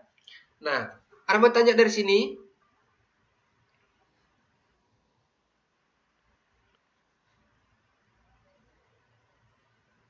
Oke, kita lanjut. Bagian B, yang selanjutnya bagaimana pendekatan sumber, ya. Jadi kita sekarang berbicara tentang pendekatan sumber atau system research approach, ya. Nah, kalau katanya bahwa pendekatan sumber ini apa? Pendekatan sumber ini bertumpu pada pemikiran bahwa organisasi harus dapat memperoleh berbagai macam sumber daya yang dibutuhkannya, ya. Nah, jadi ini akan berbicara tentang apa? Yaitu akan berbicara berupa input. Nah, perusahaan atau tadi pendekatan tadi bagaimana mereka mengusahakan atau memperoleh, ya, sumber yang dibutuhkan. Sumber yang dibutuhkan maksudnya apa? Dalam perusahaan apa sumber yang mereka butuhkan? Adalah input. Iya, diingat ya. Jadi ketika misalnya ada soalnya nanti, sumber yang dibutuhkan perusahaan adalah input, ya, itu berupa bahan bakunya tadi. Nah, yang kedua adalah memelihara keandalan sistem organisasi agar bisa tetap atau menjadi lebih efektif. Ya, diingat ya. Jadi organisasi itu perlu apa? Perlu andal, ya, perlu orang yang andal di dalam sebuah sistem organisasi itu. Ketika misalnya di sebuah organisasi itu adalah orang-orang yang bagus, biasanya organisasi itu akan bagaimana? Akan lebih efektif, ya, akan lebih lama atau akan lebih bagus. Itu dia. Ya. Nah, selanjutnya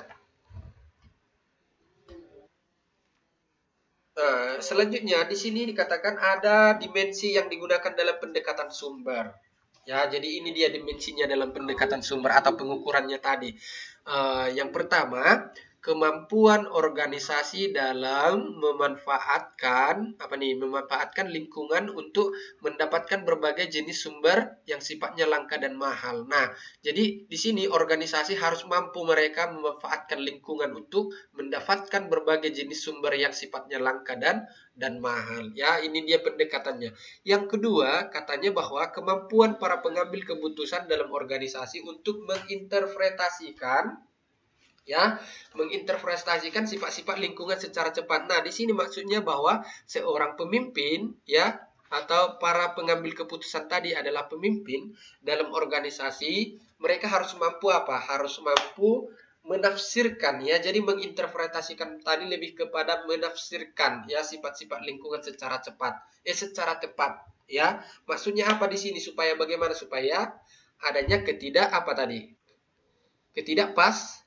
ketidakpastian, ya, itu dia gunanya. Jadi mereka harus, inilah makanya perlu digunakan apa? Research pertama, ya. Jadi mereka harus bisa memprediksi bagaimana target kita untuk tahun depan, bagaimana target tahun lalu versus target tahun ini, kira-kira seperti itu kalau di ilmu marketingnya, ya. Nah, yang ketiga, kemampuan organisasi untuk menghasilkan output tertentu dengan menggunakan sumber-sumber yang berhasil diperoleh. Nah, jadi ketika suatu organisasi itu tadi mereka harus bisa mampu, ya, untuk menghasilkan output tadi dengan menggunakan sumber-sumber yang berhasil diperoleh. Ya, diingat ya. Oke, yang nomor 4, kemampuan organisasi dalam memelihara kegiatan operasionalnya sehari-hari. Nah, inilah tadi lebih ke maintenance-nya tadi, ya. Mereka harus bisa memelihara kegiatan operasionalnya. Oke, kan ada itu kalau di perusahaan ada namanya bagian maintenance-nya, kan, mereka bagian pemeliharaannya. Oke, nomor 5, kemampuan organisasi untuk bereaksi dan menyesuaikan diri terhadap perubahan lingkungan tadi. Ya, karena di awal-awal kemarin kan udah kita jelaskan, misalnya siapa yang nggak bisa yang tidak bisa beradaptasi dengan lingkungan biasanya akan tertinggal. Contohnya teknologi. Ya kan? Kemarin udah kita jelaskan bagaimana iPhone, bagaimana BlackBerry, bagaimana Nokia itu adalah salah satu jenis, bagaimana sekarang ini misalnya smartphone. Apa sekarang yang paling seringnya? Android ya. Android sama iPhone ya, yang sampai sekarang mereka berlomba-lomba terus ya. Tapi kita lihat kompetitornya yang lain. Bagaimana? Sudah tutup. Mereka tidak kayak misalnya ikan tuh bernapas satu-satu gitu. Enggak dikatakan timbun, enggak dikatakan tenggelam, enggak ya, itu dia. Nah, jadi itulah gunanya suatu organisasi itu perlu menyesuaikan diri terhadap apa, perubahan lingkungan. Kita juga perlu nggak menyesuaikan terhadap perubahan lingkungan. Perlu ya. Contohnya ketika kita di Taiwan, contohnya apa?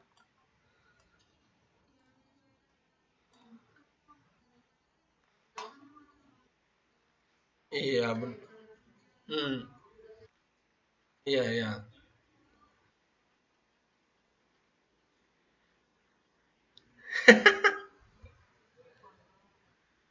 Siapa lagi yang lagi menggibah ini katanya? Oke,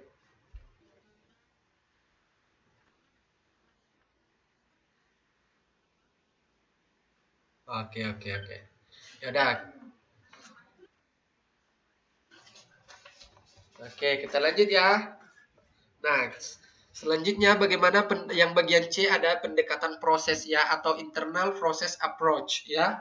Dikatakan bahwa pendekatan proses ini tidak memandang efektivitas sebagai tingkat efisiensi dan kondisi atau kesehatan organisasi internal ya. Nah, yang kedua bahwa mereka berpandangan bahwa pada organisasi yang efektif, proses internal dan merasa puas, kegiatan setiap bagian terkoordinasi secara baik dengan produktivitas yang tinggi ya. Itu dia. Jadi katanya bahwa pendekatan proses tadi adalah memandang efektivitas sebagai tingkat efisiensi dan kondisi organisasi internal. Ya, mengerti ya maksudnya? Eh, pendekatan proses tadi, mereka memandang bahwa efektivitas ya, efektivitas tadi kan udah kita jelaskan di awal ya, sebagai tingkat efisiensi ya dan kondisi organisasi internal ya, itu dia intinya. Ya, yang selanjutnya dikatakan bahwa pendekatan proses berpandangan bahwa bagaimana? Bahwa pada organisasi yang efektif ya, proses internal berjalan dengan lancar ya, karyawan bekerja dengan gembira dan mereka akan merasa puas ya. Kegiatan setiap bagian terkoordinasi secara baik dengan produktivitas yang tinggi. Kenapa? Setiap perusahaan pasti menginginkan yang namanya apa? Produktivitas yang tinggi. Ketika misalnya kita bekerja, nah, ketika kita produktivitas rendah, mau nggak kita perusahaan ketika kita dievaluasi, ternyata produktivitas kita rendah, nah kira-kira bagaimana perusahaan? Mau nggak kira-kira perusahaan mempekerjakan kita lagi? Biasanya enggak ya. Nah, itu dia maksudnya. Oke, ada mau ditanya bagaimana pendekatan proses ini? Oke, selanjutnya kita lanjut dulu. Nah, di sini dikatakan ada berbagai komponen yang dapat menunjukkan efektivitas organisasi ya. Yang pertama di sini ada 8 ya, ada 8 komponen. Nah, yang pertama dikatakan bahwa perhatian atasan terhadap karyawan. Nah, bagaimana perhatian atasan terhadap karyawan? Mereka keren nggak terhadap karyawannya? Ketika misalnya karyawannya sakit atau misalnya terjadi musibah di dalam perusahaan atau dan lain sebagainya, atasannya bagaimana? Perhatian nggak, keren nggak terhadap karyawannya? Yang kedua, ada semangat kerjasama dan loyalitas di kelompok kerja. Nah, mereka ada nggak saling semangat? Bagaimana kerjasamanya? Baru bagaimana loyalitas kelompok kerja tadi? Mereka loyal nggak terhadap perusahaan tadi atau terhadap organisasi tadi? Nah, ketika misalnya kita bekerja, biasanya orang yang loyal ini biasanya akan cepat apa nih? Biasanya ini akan dipertimbangkan perusahaan untuk cepat naik, atau biasanya sebuah organisasi ketika karyawannya loyal, bekerja dengan baik, semangat dan kerjasama, biasanya akan cepat naik jabatan. ya kan? Kira-kira cocok nggak menurut kalian? Pas nggak itu? Kira-kira? Nah, itu dia ya. Nah, baru yang ketiga dikatakan saling percaya dan komunikasi antara karyawan dengan pimpinan. Ya, ini sangat perlu ya dalam masa kita dalam sebuah organisasi tidak ada komunikasi yang baik dengan atasan kita, yaitu gunanya tadi untuk apa? Kelancaran efektivitas tadi. Kita harus perlu yang namanya komunikasi yang baik ya antara karyawan dan pimpinan. Misalnya apa yang diinginkan karyawan atau apa yang diinginkan pimpinannya itu perlu dikomunikasikan. Baru yang keempat ada namanya desentralisasi dalam pengambilan keputusan. Tahu desentralisasi ini berarti keputusan itu diambil oleh apa? Oleh cabang ya, bukan diambil oleh pusat. Nah, ketika misalnya kita bekerja, nah proses desentralisasi ini sangat perlu dalam pengambilan keputusan. Gunanya apa? Nah, kita tidak perlu karena kalau misalnya kita menunggu dari pusat akan membutuhkan waktu yang lama. Itu dia gunanya. Makanya perlu proses desentralisasi. Ya, perlu nggak kira-kira proses desentralisasi? Misalnya nih, ketika suatu perusahaan misalnya kantor cabangnya atau kantor pusatnya di Jakarta, mereka mempunyai beberapa cabang di Surabaya, di Medan, dan di berbagai lain kota di Indonesia. Nah, ketika mereka mempunyai suatu keputusan yang sangat penting, mereka harus menunggu keputusan dari Jakarta. Kira-kira baik atau enggak? Iya, kelamaan ya. Itu dia gunanya ya. Oke, baru yang nomor 5, adanya komunikasi vertikal dan horizontal yang lancar dalam organisasi. Hampir sama yang nomor 3 tadi ya. Jadi antara karyawan dan pimpinan mereka harus bisa ya apa namanya? Membuat komunikasi yang baik vertikal dan horizontal ya. Baru yang ke nomor 6, adanya usaha dari setiap individu maupun keseluruhan anggota organisasi untuk mencapai tujuan yang telah direncanakan. Iya, karena ketika kita misalnya membuat suatu organisasi atau kita bekerja tidak boleh hanya dikerjakan oleh siapa? Satu orang. Jadi setiap individu tadi harus mempunyai apa? Tanggung jawab masing-masing. Nah, ketika teman-teman bekerja, misalnya kita bekerja, pasti kita dikasih tanggung jawab masing-masing. Itulah yang dinamakan apa? Usaha dari setiap individu ya. Itu gunanya apa? Ya itu tadi kita kerjakan untuk mencapai tujuan apa? Perusahaan tadi atau tujuan dari organisasi ya.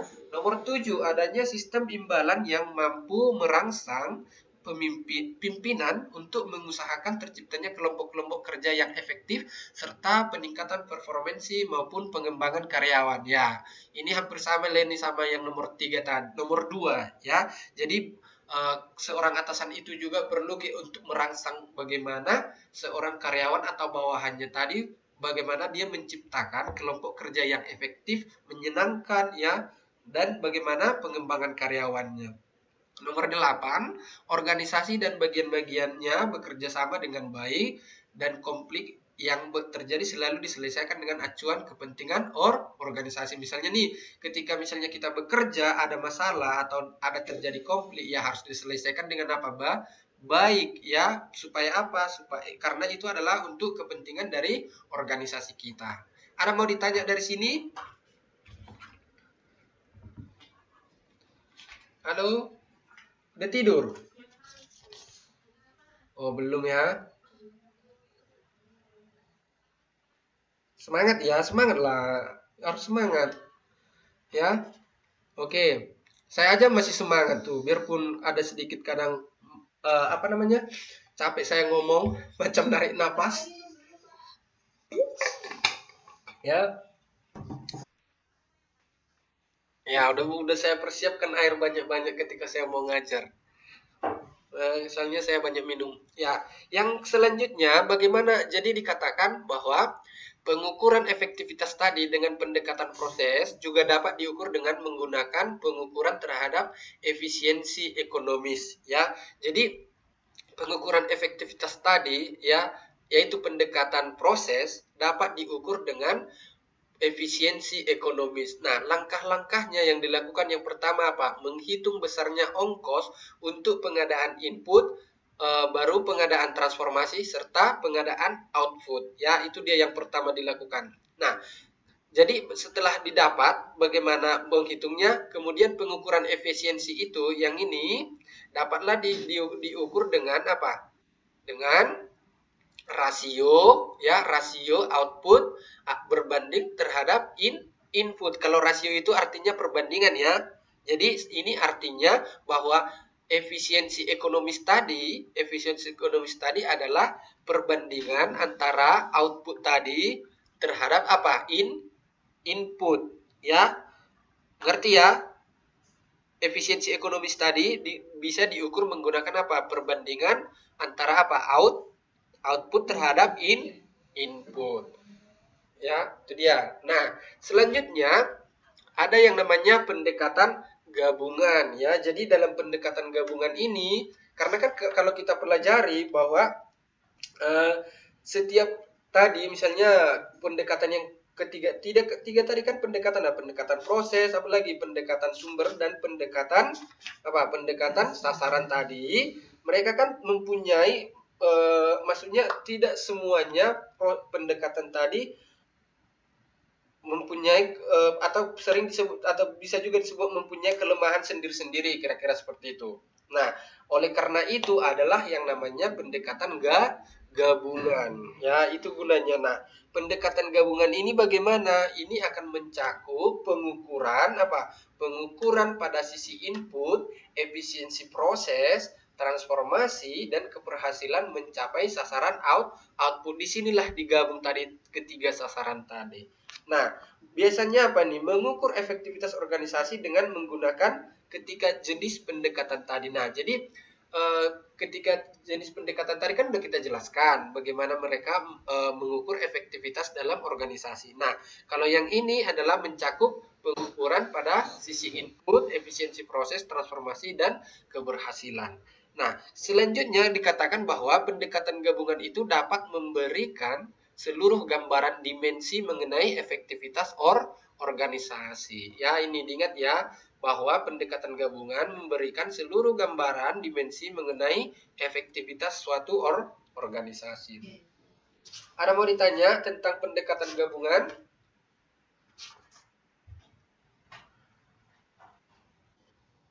Oke, kalau tidak ada mau ditanya, kita lanjut ya. Nah, sekarang kita masuk ke pembelajaran kita yang ketiga. Nah, yaitu tentang apa nih?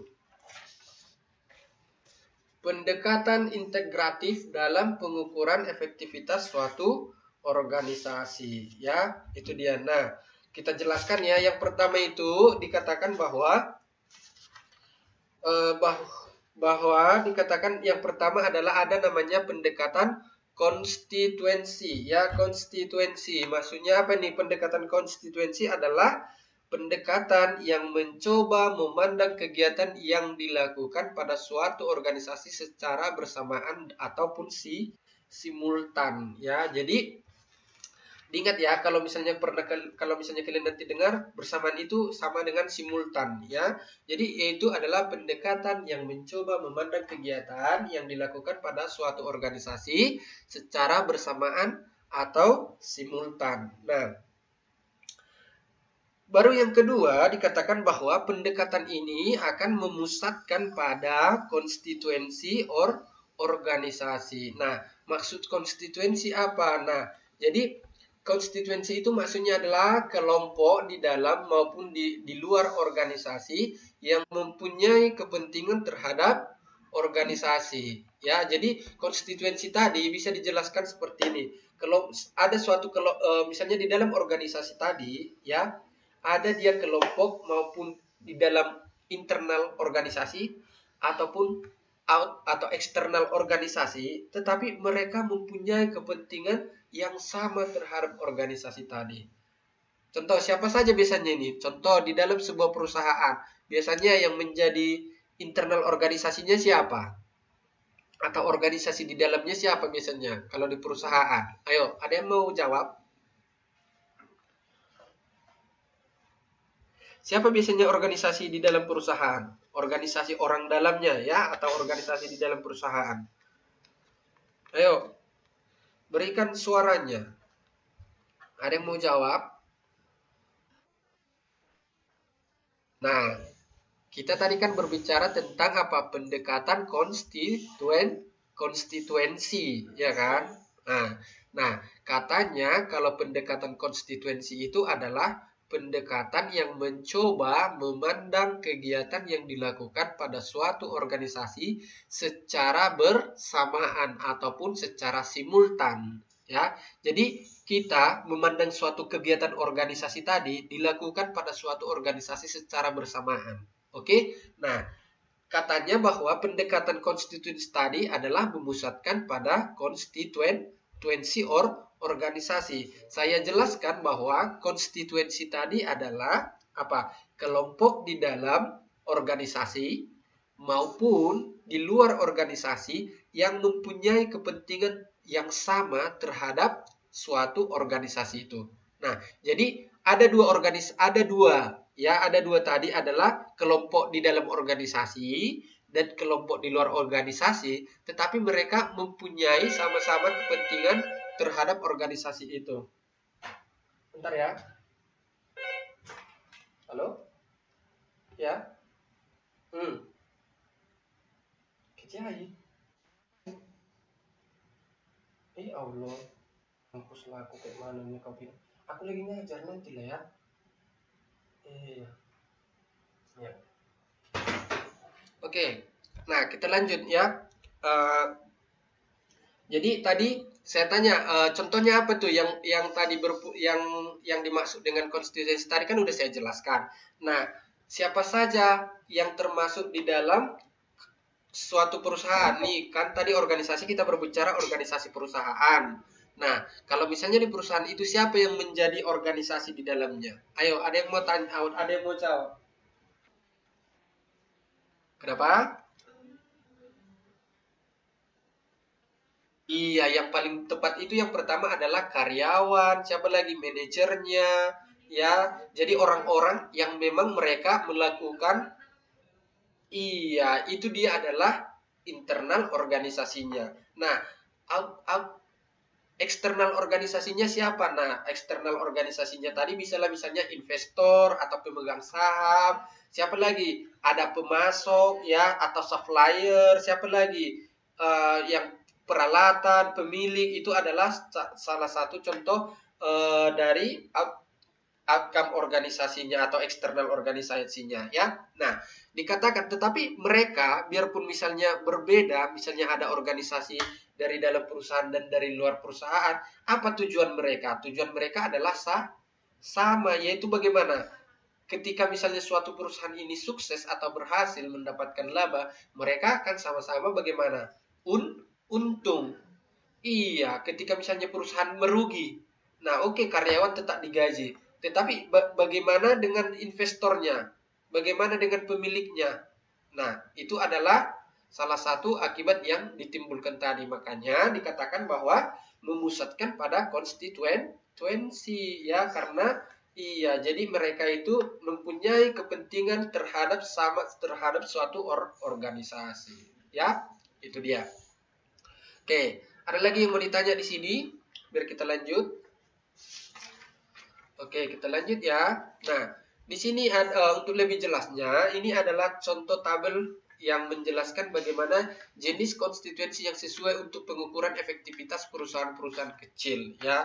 Nah, yang pertama ini hanya sebuah riset ya yang dilakukan. Ini adalah contoh pengukuran efektivitas untuk perusahaan kecil, bukan untuk perusahaan besar. Ya, di buku kita ya cuma dikasih untuk perusahaan kecil, ya kan? Nah, ada 7 ya, ada 7 konstituensi yang relevan ya terhadap perusahaan kecil. Ya, ini yang relevan terhadap perusahaan kecil yang cocok maksudnya ya. Nah, yang pertama jenis konstituensinya tadi kan ada 7. Nah, bagaimana kriteria efektivitasnya?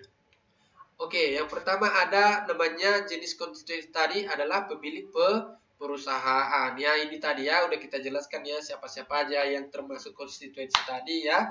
Nah, bagaimana? Jadi mereka kriteria efektivitasnya adalah tingkat keuntungan ketika misalnya kita bekerja, ketika kita mempunyai usaha nih, atau kita contohnya lah ketika kita jualan. Nah, apa yang menjadi prioritas kita adalah tingkat keuntungan. Itu dia ya efektivitasnya ya. Nah, yang kedua adalah karyawan. Nah, ketika kita sebagai karyawan, apa yang menjadi kriteria efektivitas kita adalah kepuasan bekerja. Ketika kita bekerja gimana? Tertekan nggak? Dimarah-marahin nggak setiap hari? Oke, biarpun dimarahin, kalau misalnya kesalahan kita nggak masalah. Nah, bosnya gimana? Cerewet enggak? Nah, itu adalah akan membuat kepuasan kita terhadap pekerjaan kita, ya kan? Kira-kira seperti itu enggak? Iya kan? Ketika baru yang selanjutnya apa? Besarnya imbalan ya. Ketika misalnya kita mendapatkan imbalan yang apa? Tadi saya bilang apa? Imbalan yang memadai gitu ya, atau imbalan yang sesuai ya. Nah, itu adalah menjadi kriterianya ya, efektivitas kita dan sistem pengawasan yang digunakan. Nah, yang ketiga adalah konsumen ataupun pelanggan. Nah, konsumen itu atau misalnya ketika kita membeli produk, kita misalnya sebagai konsumen. Nah, apa yang menjadi kriteria penilaian kita terhadap efektivitas tadi? Yang pertama adalah apa? Mutu dari suatu produknya. Kan ketika kita misalnya membeli suatu produk, pasti kita yang paling kita pengen atau yang ingin kita ketahui adalah mutunya. Ya enggak? Kira-kira. Ya, mutu dari suatu produk atau jasa itu yang dihasilkan oleh perusahaan. Ya, itu yang paling utama yang mau kita ketahui.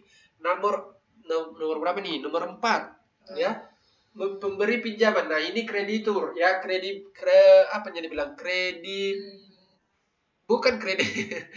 Debitur ya, pemberi pinjaman. Itu dia, bukan kredibilitas lain itu ya. Jadi kalau misalnya ada kata debitur, yaitu adalah pemberi pinjaman. Nah, bagaimana apa yang menjadi kriteria efektivitas mereka adalah kredibilitas perusahaan dalam mengembalikan pinjaman ya. Jadi mereka akan menilai bagaimana tingkat pengembalian atau tingkat kredibilitasnya tadi perusahaan terhadap pinjaman mereka. Nah, itu akan menjadi pertimbangan dari siapa? Dari pemberi pinjaman. Contohnya bank, atau contohnya kita ketika kita mempunyai usaha. Nah, kita misalnya mau meminjamkan uang ke bank untuk memperbesar usaha kita. Nah, yang menjadi penilaian atau efektivitas, kriteria efektivitas perusahaan nantinya adalah bagaimana tingkat pengembaliannya. Nah, nomor 5 adalah lingkungan atau komunitas ya. Di sini dikatakan bahwa sumbangan atau partisipasi perusahaan terhadap kegiatan komunitas. Nah, tadi kita kan sudah dijelaskan di awal bahwa ketika suatu perusahaan berdiri di lingkungan sosial tadi, bagaimana partisipasi mereka terhadap komunitas di sekitarnya. Komunitas tadi yaitu berupa masyarakat di lingkungan wilayah organisasi yang kita berdiri atau organisasi yang kita buat. Nah, mereka berpartisipasi enggak terhadap kegiatan tadi, komunitas tadi. Nah, contoh ketika misalnya ada kegiatan, misalnya kegiatan kampung, contoh di sekitar wilayah itu, mereka misalnya memberikan sumbangan enggak untuk partisipasi. Ya, ketika misalnya kita nih mau ngasih formulir atau mengasih proposal untuk meminta dana, ya biasanya kan itu anak-anak muda biasanya gitu, ketika mereka mempunyai aktivitas untuk kegiatan, kan kalau ada organisasi yang besar biasanya akan diminta berupa sumbangan seperti itu. Mereka berpartisipasi enggak? Nah, yang keenam ada supplier atau leverancier ya, leverancier. Apa kemarin arti leverancier? Masih ada enggak yang ingat? Ayo, masih ada enggak yang ingat leverancier? Jangan nanti udah lewat aja terus. Ini kebetulan muncul lagi dia loh, saya nggak ingat tadi ini. Kok ada lagi? Iya, oke benar ya, 100 untuk Anda, Mbak. Jadi mengingatkan ya kembali ya, leverancier tadi atau supplier tadi, sebenarnya supplier sama pemasok ya, tapi kalau leverancier tadi dia yang memang fokus kegiatannya apa? Untuk bahan-bahan baku perusahaan ya. Nah, bagaimana kriteria efektivitasnya? Nah, kelayaran transaksi atau kelancaran transaksi dan pembayaran. Ketika misalnya mereka sudah mengirim bahan baku tadi ke perusahaan, bagaimana perusahaan membayarnya? Transaksinya lancar enggak? Nah, ketika misalnya nih supplier sudah mengirimi terus ini bahan baku ke perusahaan, otomatis juga supplier membutuhkan apa? Dana untuk apa? Untuk membeli bahan baku tadi.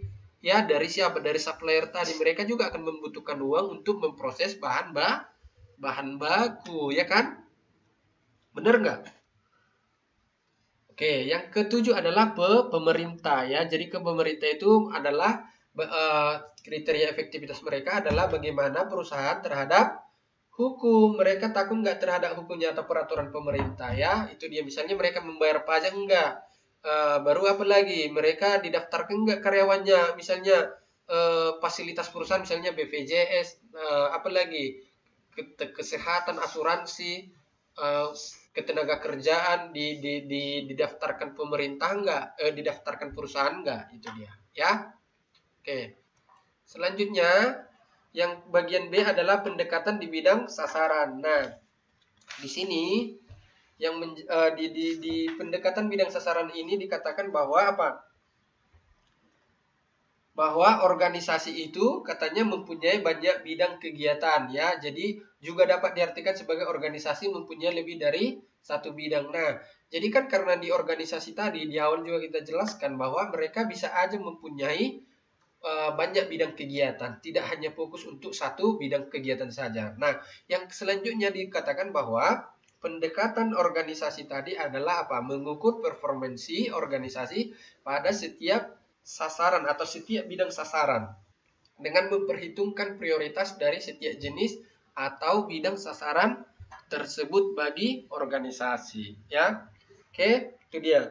Nah, untuk lebih jelasnya, mari kita lihat ini yang ada 4, ya, ada 4 yang menjadi bidang sasaran menurut si Kilman dan si Herden, ya. Herden ini mengatakan bahwa ada 4 bidang sasaran, ya, dalam pendekatan bidang sasaran tadi atau goal demands, ya. Nah, yang pertama ada namanya efisiensi internal, ya. Apa maksudnya? Jadi dalam efisiensi internal itu yaitu tadi bagaimana pemanfaatan atau perbandingan antara apa? Output terhadap input, ya. Nah, jadi dibandingkanlah berapa outputnya terhadap input. Jadi ini biasanya berbicara tentang hasil atau resultnya, ya. Berapa hasil yang di ini, ya, yang hasil yang apa ya dibilang? Pokoknya ini berbicara tentang perbandingan antara output terhadap inputnya. Ini hasil realnya lah dibilang, ya, hasil nyatanya. Nah, yang kedua dikatakan ada efisiensi eksternal, ya. Efisiensi eksternal itu bagaimana? Nah, efisiensi eksternal itu adalah harus bagaimana menggambarkan kemampuan organisasi dalam mendapatkan semua jenis sumber yang diperlukan, ya. Nah, sumber ini biasanya apa? Akan membina hubungan yang baik dengan elemen-elemen yang saling berhubungan, ya. Jadi mereka akan kemampuan organisasi dalam membina hubungan yang baik dengan elemen-elemen lingkungannya, ya. Oke. Baru yang selanjutnya apa ini? Ada efektivitas internal, ya. Efektivitas internal itu bagaimana? Biasanya ini akan menggambarkan bagaimana kepuasan, ya, kepuasan dan motivasi karyawan, ya. Itu dia. Jadi di sini akan dilihat bagaimana seorang karyawan dia akan diketahui bagaimana tingkat kepuasan dan motivasi karyawan terhadap organisasi tadi, ya, ketika dia bekerja. Nah, yang selanjutnya yang nomor 4 adalah efektivitas eksternal, ya. Jadi kalau di dalam efektivitas eksternal ini akan menggambarkan apa? Kemampuan organisasi untuk memberikan rasa puas kepada setiap elemen, ya, sehingga bidang sasaran ini identik dengan pengukuran efektivitas melalui pendekatan konstituensi, ya. Jadi di pendekatan eksternal ini lebih kepada pendekatan konstituensi tadi, ya, karena menggambarkan kemampuan organisasi, ya, terhadap apa? Memberikan rasa puas kepada setiap elemennya, ya. Nah, yang selanjutnya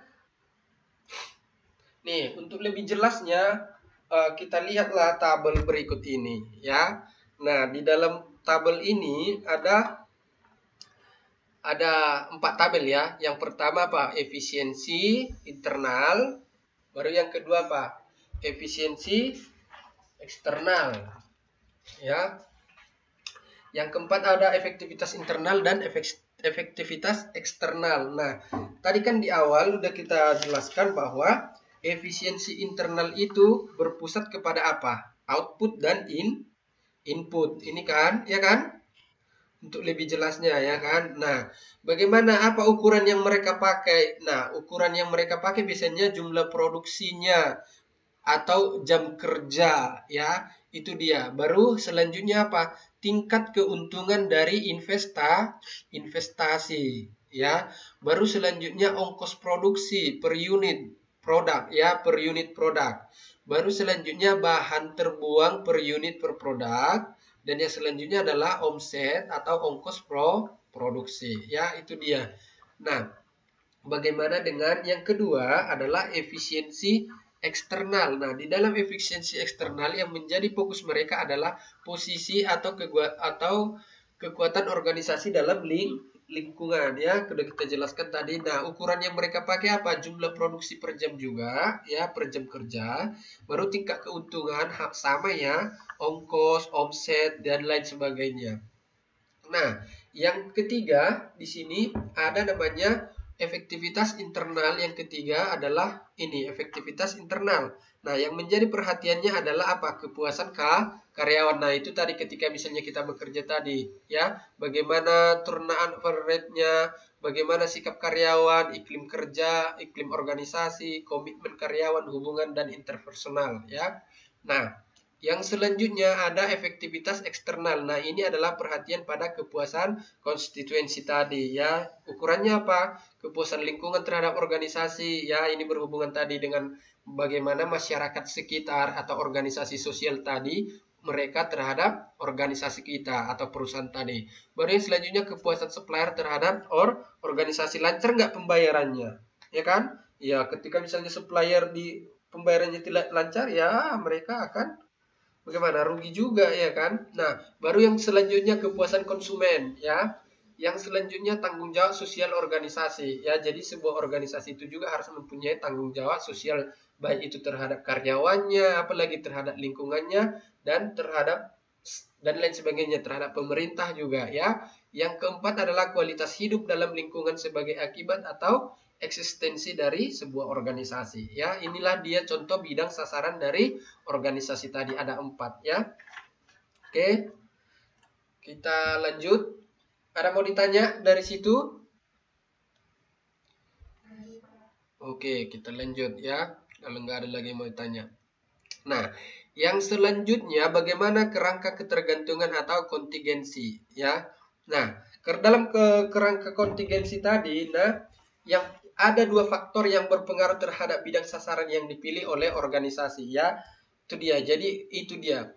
Nah, ingat ya, dalam kerangka ketergantungan atau kontingensi tadi ya, ada 2 faktor yang berpengaruh terhadap bidang sasaran yang dipilih oleh organisasi. Nah, apa saja bidangnya? Yang pertama adalah kejelasan ukuran standar output suatu organisasi ya. Jadi mereka harus mempunyai standar ya dari output suatu organisasi. Yang kedua adalah pengetahuan yang dimiliki tentang hubungan sebab akibat. Ya, ini saya garis bawah ya. Jadi harus ada hubungan sebab akibat dari proses transformasi tadi yang terjadi pada sebuah organisasi. Proses transformasi tadi misalnya itu adalah dari input menjadi output ya. Nah, untuk lebih jelasnya kita lihat di tabel selanjutnya, di slide kita yang terakhir ya. Di sini ada kerangka, bagaimana gambar menjelaskan kerangka ketergantungan dalam pengukuran suatu efektivitas ya. Yang pertama ini adalah dikatakan bahwa coba ini ada 2 ya kan, kejelasan outputnya. Kan tadi di awal dikatakan bahwa kejelasan ukuran dari standar suatu organisasi. Nah, ini kan ada 2 tanda panahnya. Ini yang pertama dan ini yang kedua ya. Nah, yang pertama tadi dibilang bahwa kejelasan outputnya jelas ya dalam suatu organisasi. Nah, itu akan dikatakan sebagai kriteria efisiensi. Nah, baru yang kedua dikatakan kejelasan outputnya tetapi tidak jelas, ya kan? Tidak jelas tetapi lengkap. Ya, itu dikatakan dengan kriteria proses internal. Ya, kriteria proses internal. Baru yang ketiga, kejelasan outputnya jelas tetapi kelengkapan atau lengkap proses transformasinya tidak lengkap, itu dinamakan dengan kriteria output ya. Dan yang terakhir ada kejelasan outputnya tidak jelas dan proses transformasinya tidak lengkap. Itu dinamakan dengan kriteria sosial, ya. Contoh dikatakan bahwa, nah, coba kita lihat aja ya dari bukunya ya, kita baca yang ada tuh di mana nih? Di modul 3.37 ya. Di modul 3.7 ada yang buka modulnya. Udahlah, kalau nggak ada aku aja yang baca. Nah, dikatakan bahwa jika output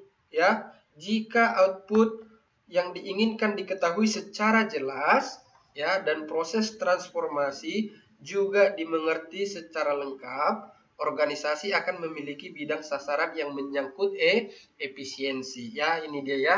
Tadi kan kejelasan outputnya jelas dan proses transformasinya lengkap ya. Jadi dikatakan itu adalah bidang sasaran yang menyangkut proses efisiensi. Oke, ini dia.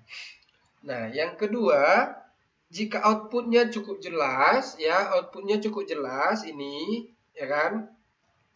Tetapi proses transformasinya tidak dimengerti ya, proses transformasinya tidak mengerti. Nah, ini dikatakan apa? Sasaran output ini dia ya, ini dia. Oke. Oke, ini dia. Baru yang ketiga dikatakan bahwa jika outputnya tidak jelas, tetapi proses transformasinya dapat dimengerti secara lengkap, ya. Nah, ini dia. Proses outputnya dimengerti secara lengkap. Ini dia.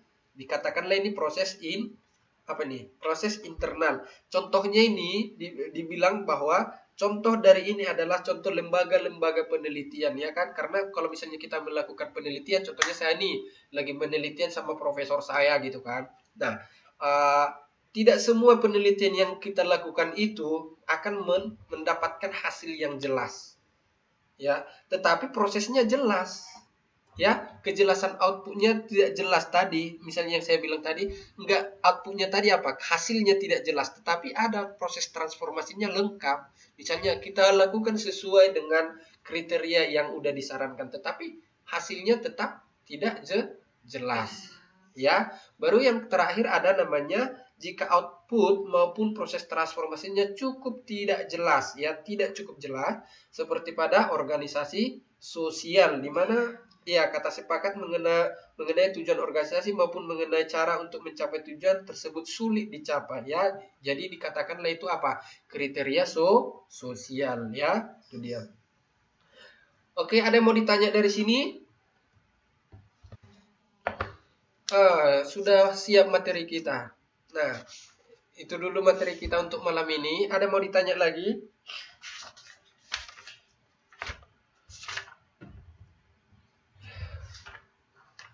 Ada yang mau bertanya? Tugasnya kapan dikasih? Nantilah ya. Oke, kan nanti saya kabari di grup ya. Oke, kalau misalnya berapa tugas kalian mau? Ya udahlah, nanti saya kabari secepatnya. Oke. Nah, kalau misalnya nggak ada lagi mau ditanya, mungkin untuk malam ini sekian dulu pertemuan kita. Untuk teman-teman yang bekerja silahkan bekerja, bagi yang istirahat selamat beristirahat, menikmati istirahatnya ya. Semangat ya. Oke, terima kasih. Selamat malam.